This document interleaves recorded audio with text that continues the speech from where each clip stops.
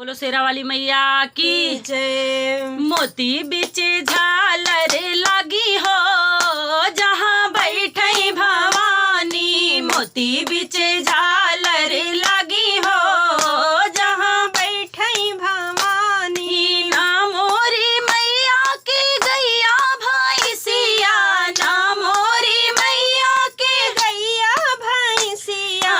दुनिया करई अगियारी हो जहाँ बैठई भवानी। दुनिया करई अगियारी हो जहाँ बैठई भवानी। मोती बिच झालर लागी हो जहाँ बैठई भवानी।